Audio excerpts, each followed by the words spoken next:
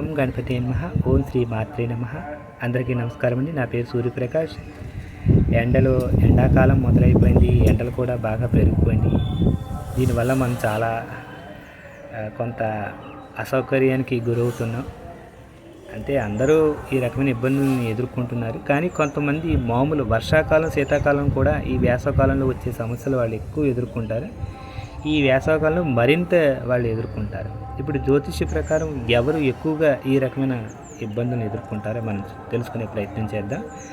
అగ్నితత్వ రాశులు, అగ్నితత్వ గ్రహాలు అంటే మేషం, సింహం, ధనస్సు ఇవి అగ్నితత్వ రాశులు అండి. అగ్నితత్వ గ్రహాలు అంటే రవి, కుజుడు, గురుడు.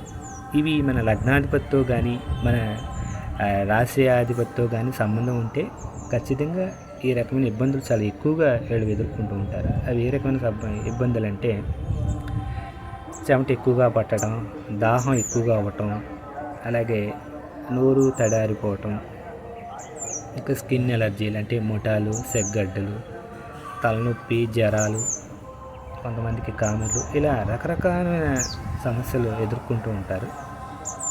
ఇప్పుడు వీరు కొన్ని అలవాట్లు పద్ధతులు మార్చుకుంటే ఈ వేసవకాలం కూడా చాలా చల్లగా మనం భావించవచ్చు. అంటే బయట ఉన్న వేడిని మనం తగ్గించలేము. మన శరీరాన్ని వేడి తగ్గించుకునే ప్రయత్నం చేస్తే ఆటోమేటిక్గా మన శరీరం కూల్ అవుతుంది.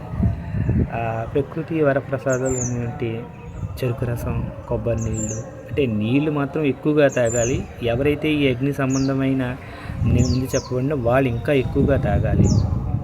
ఈ కొబ్బరి నీళ్ళని, చెరుకు రసం, బార్లీ, సజ్జవాదిలు, అలాగే వాటర్ కంటెంట్ ఎక్కువగా ఉన్న కూరగాయలు, ఫ్రూట్స్ అంటే కీర, తర్బూజా, పుచ్చకాయ, దోసకాయ ఇలాంటివి తీసుకోవటం వల్ల ద్రవ పదార్థాలు ఎక్కువగా తీసుకోవడం ఈ ప్రాబ్లం అనేది తగ్గుతుంది. అంతేకాకుండా మనం బయటకు వెళ్ళేప్పుడు వైట్ కలర్స్ డ్రెస్సులు ఎక్కువగా వాడండి.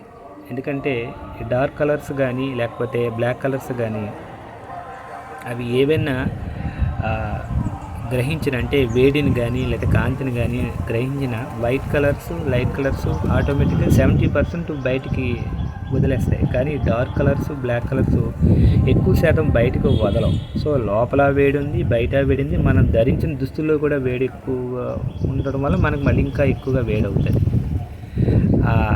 మన శరీరం పంచభూతాత్మకమైంది అని యోగశాస్త్రం అని చెబుతుంది. పంచభూతాలు మనలోనే ఉన్నాయి. ఇప్పుడు అవి తెలుసుకునే ప్రయత్నం చేద్దాం. ఈ 5 వేలు చూడండి.